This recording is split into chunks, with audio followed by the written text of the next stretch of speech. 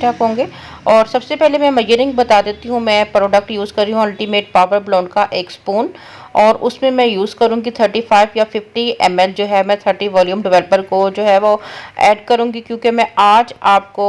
Highlights करके दिखाने लगी हूँ, ठीक है। और साथ में बेस कलर भी उसका जो है वो चेंज करके दिखाऊंगी। तो आज हम थोड़ा सा डिफरेंट टेक्निक के साथ जो है वो काम करेंगे, ठीक है। आज सबसे पहले हम लोग अपने जो है वो कट ऑन का मटेरियल को मिक्स करेंगे। और हमारे पास जो क्लाइंट है उसके हेयर्स में आपको पहले सबसे चेक करा देती हूँ, क्योंकि आज के हमारे क्लाइंट के एक तो पहले से ट्रीटेड हेयर्स हैं, यानी कि वो ऑलरेडी बालों में बहुत सारे डाइज जो उन्होंने यूज़ किए हैं, ठीक है। लेकिन वो अपने बालों को जो है वो लाइट एंड डार्क का कॉम्बिनेशन करना चाहता है, यानी उनका बेस जो है जितना आपको लाइट में नज़र आ रहा है इतना नहीं है, ठीक है। इसका नॉर्मल सा जो है वो बेस है, जैसे आप ये लगा सकते हैं 7 लेवल का इनका जो है वो बेस है, और उस पर ये हाईलाइट्स जो है वो करना चाह रही हैं, ठीक है। तो इसके लिए ये है कि मैं वीविंग टेक्निक से जो है वो काम करूँगी, क्योंकि बाल बहुत लाइट है।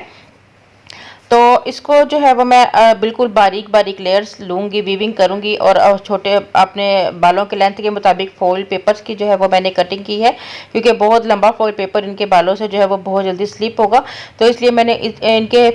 जो हेयर्स हैं उनकी लेंथ देखते हुए जो अपने फॉइल पेपर को जो है वो कट कर लिया है, ठीक है। और अब मैं वीविंग के साथ जो है वो बिल्कुल बारीक के, मुझे पता है कि इनके बाल लाइट है, तो इसलिए मैं बहुत ज़्यादा हैवी इनको जो है वो नहीं करूँगी, क्योंकि ऑलरेडी पहले भी डाइड हेयर्स हैं इनके। और इस स्टेप बाय स्टेप जो है वो मैं पूरे कंप्लीट जो है इनके बालों पे जो है वो फॉइल लगाऊंगी। और बाल बहुत लाइट होने की वजह से जो है वो मैंने 30 वॉल्यूम को यूज़ तो कर लिया है, लेकिन अगर मैं 20 भी यूज़ करूँगी तो मेरा जहाँ तक ख्याल है कि इनके बालों पे हाईलाइट्स जो है वो हो जाएंगे। लेकिन क्योंकि इनके पास टाइम बहुत शॉर्ट है, रमज़ान का महीना है, तो हमें जो है वो इनका काम जिस टाइम शुरू किया है वो तकरीबन हमारे जो है वो 3 बजे का टाइम है, और हमें रोज़े से पहले इनको बेस कलर भी चेंज करना है और इनको हाईलाइट भी करना है। तो टाइम की बचत के लिए मैंने 30 वॉल्यूम को यूज़ किया, लेकिन मैंने बहुत ही कम टाइम दूंगी।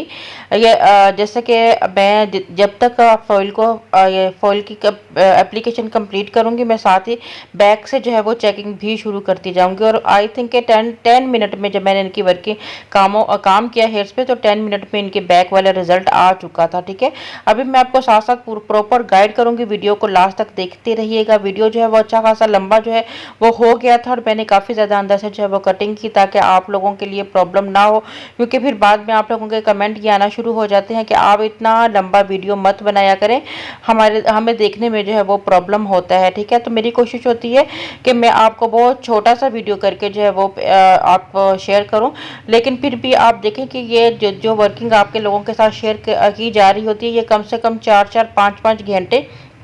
का जो है वो टाइम होता है। अब ये हमारे पास शॉर्ट हेयर है, तो इनको भी हमें तकरीबन 3-4 घंटे जो है, क्योंकि अंदर वॉशिंग भी होता है, ठीक है, फिर ड्रायर भी होते हैं, फिर उसके बाद एप्लीकेशंस भी होती हैं, फिर एप्लीकेशंस के टाइमिंग भी होती है, ड्यूरेशन की, आपने कितने टाइम के बाद इनको वॉश करना है। तो ये सारा प्रोसेस मिलके 3-4-5 घंटे का प्रोसेस कंप्लीट बन रहा होता है, जो आप तक डिलीवर हो रहा होता है 20-25 मिनट में, तो वो भी आपको ज़्यादा लग रहा होता है, ठीक है। तो आप फिर हम लोगों की हिम्मत देखें कि हम इतना लंबा लंबा प्रोसेस, फिर आप देखिए कि साथ में फिर वीडियोस भी बनाना, जब हम एक क्लाइंट को डील कर रहे होते हैं तो हम साथ में वीडियोस भी जो है वो उसको हैंडल कर रहे होते हैं, ताकि जो हमारे पास ज़ाहिर है हर बार हमारे पास जो क्लाइंट आ रहा होता है उसका डिफरेंट प्रॉब्लम होता है,